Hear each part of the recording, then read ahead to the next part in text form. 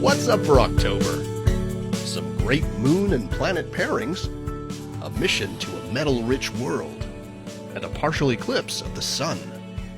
On October 2nd, the moon rises a couple of hours after sunset, appearing super close to the Pleiades star cluster.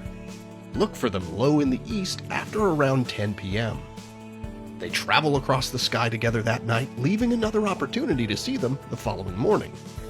In the pre-dawn sky on October 3rd, the moon appears a couple of finger-widths apart from the Pleiades, having moved a bit in its orbit around Earth during the night. Look for them high in the southwest, flanked by Jupiter and the bright red giant star Aldebaran in Taurus. On October 10th, look for Venus in the east before sunrise, accompanied by a slim crescent moon.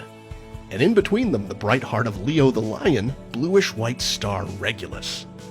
On October 23rd, look toward the south an hour or two after sunset to find the moon, about 70% illuminated, hanging just beneath the planet Saturn. Their close proximity in the sky will make for some easy telescope viewing of these two skywatching favorites. The following evening, the moon will still be nearby, having moved to the east of Saturn.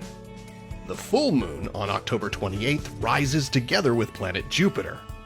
These are two of the brightest objects in the sky, and seeing them so close should make for quite an impressive sight.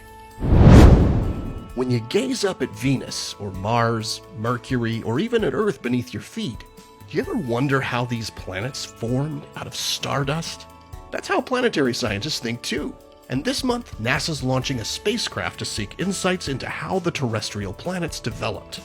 NASA's Psyche spacecraft is planned to launch in October on its multi-year journey to an asteroid of the same name. It's the first mission to a metal-rich asteroid, which could be part of the interior of a planetesimal, a building block of a rocky planet.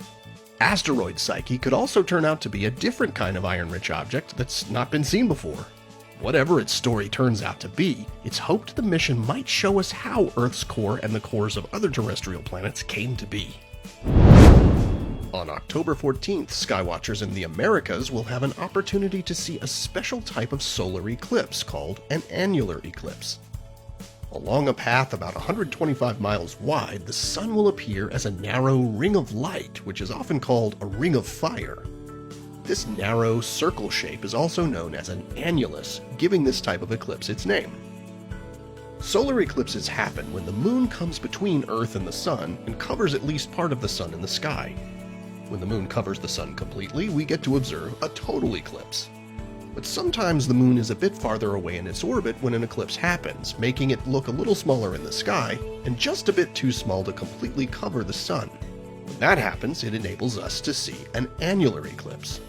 The path of this partial eclipse sweeps across the Americas, beginning in southern Canada and crossing the western US before moving across Central and South America.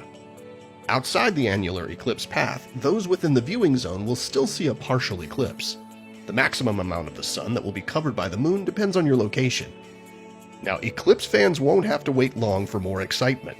Next April, a total solar eclipse will sweep across the US. Check out NASA's eclipse resources online for info about both eclipses, where they'll be visible, and tips for safe viewing. Here are the phases of the moon for October.